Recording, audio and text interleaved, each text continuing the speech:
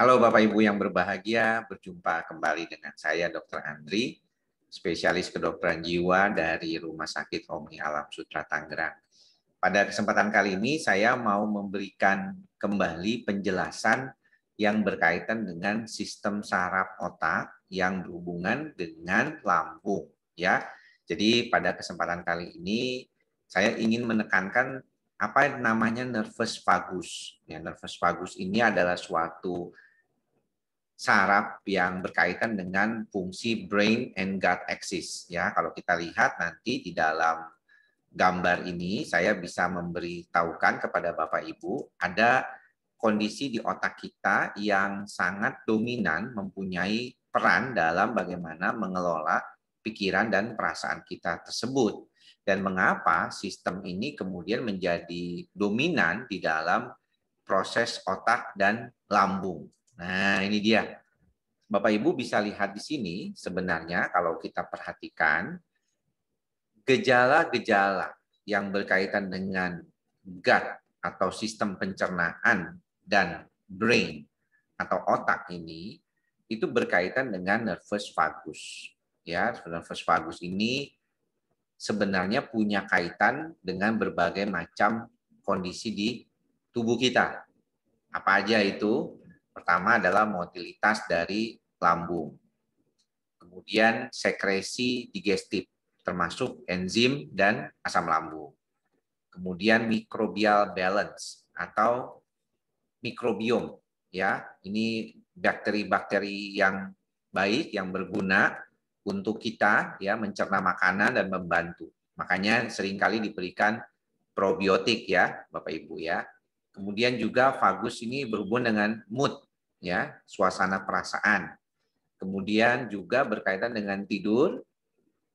Satu lagi berkaitan dengan neurotransmitter yaitu serotonin, dopamin ya.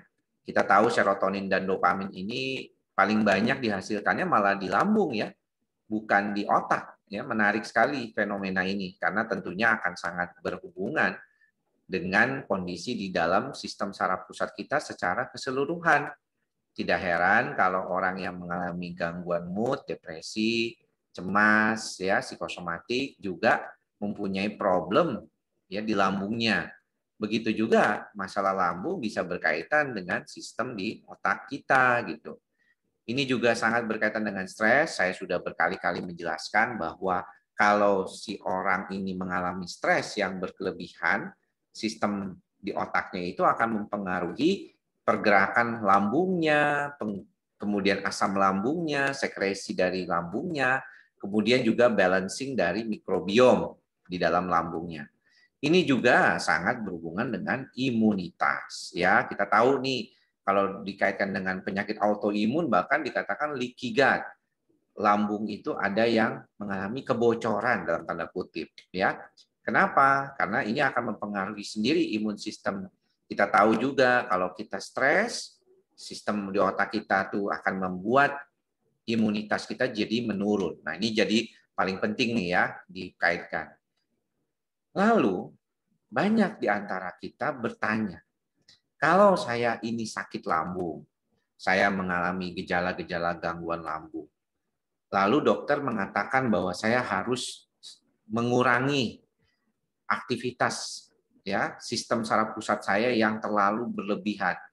Tetapi di satu pihak saya juga harus belajar untuk menenangkan, menstimulasi sistem vagus saya supaya lebih baik.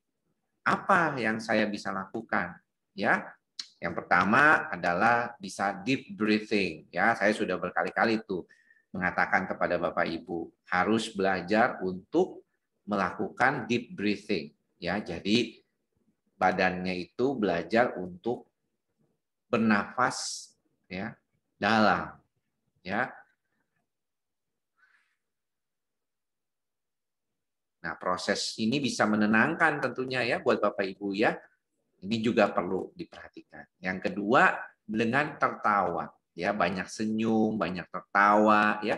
Karena tertawa ini akan meningkatkan hormon endorfin, ya, hormon yang anti stres. Nih, di dalam tubuh kita sendiri tuh udah ada hormon anti stres namanya endorfin.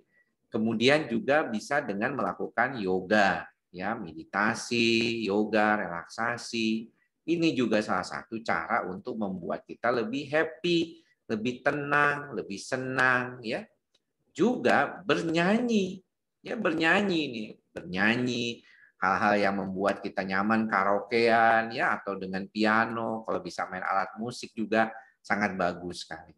Humming, ya, humming ini sebenarnya bergumam, ya, bersenandung gitu, ya, supaya bisa lebih nyaman, diri kita merasa tenang, ya. Kadang-kadang kalau ada beberapa pasien yang suka datang ke saya, itu saya suka sedang bersenandung sedikit gitu ya sebelum saya memulai apa namanya wawancara gitu ya, nggak sambil wawancara, nggak sambil bersenandung, tapi sambil memanggil pasien, karena saya manggil pasien sendiri, saya bersenandung. Kemudian juga berjalan-jalan yang menyenangkan, ya, misalnya jalan pagi dengan keluarga dengan nyaman, itu ya, itu sangat dibantu untuk diri kita supaya lebih stabil lagi. Ini penting juga ya buat Bapak Ibu untuk membantu diri Bapak lebih baik lagi. Kemudian juga dengan latihan, ya, latihan exercise yang baik, ini juga penting. Proper sleep. Nah, proper sleep ini sebenarnya tujuannya adalah supaya Bapak dan Ibu bisa tidur dengan bagus, dengan baik, ya. Penting nih karena tidur itu salah satu yang bisa menyeimbangkan termasuk growth hormone kita, ya, sangat penting. Nah, kalau misalnya kita bisa ngebantu diri kita dengan memperbaiki kerja dari nervus vagus kita supaya lebih stabil, nervus vagus kita bekerjanya optimal, dia bisa meningkatkan motilitas lambung, dia bisa meningkatkan sekresi lambung sehingga enzim pencernaannya jadi baik, moodnya jadi stabil, tidurnya bagus, neurotransmitternya stabil, stresnya terkendali, imunnya juga stabil, mikrobiomnya bagus, maka kemungkinan untuk mengalami gejala-gejala lambung akibat banyak pikiran, akibat banyak stres itu berkurang. Nah, ini yang perlu diperhatikan nih sama Bapak Ibu. Karena seringkali ya kita tuh banyak mengalami suatu peristiwa-peristiwa yang mungkin tidak selalu nyaman di dalam kehidupan kita. Rasanya itu peristiwa itu terlalu banyak dan membuat otak kita tuh rasanya nggak nyaman. Saya selalu jangan melupakan ya mantra saya yaitu ikhlas, sabar dan sadar supaya pikiran kita tuh menjadi lebih baik, menjadi lebih stabil, menjadi lebih rileks. Karena dengan menjadi lebih rileks pikiran kita, maka nervus vagus kita akan menjadi lebih bagus dan tadi sistem saraf pusat kita juga akan menjadi lebih baik lagi.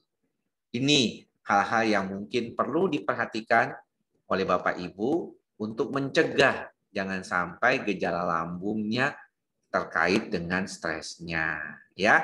Dan semoga apa yang saya sampaikan kali ini bisa bermanfaat. Tadi kita sudah membantu dengan gambar ya dan apa saja yang bisa dilakukan ya, bukan cuma di Indonesia loh, itu dari luar negeri juga dilakukan sama sebenarnya ya. Apa yang saya dapatkan pasti saya bagi ke Bapak Ibu untuk mendapatkan pengetahuan yang up to date terkait dengan gangguan cemas, psikosomatik, dan khususnya masalah-masalah.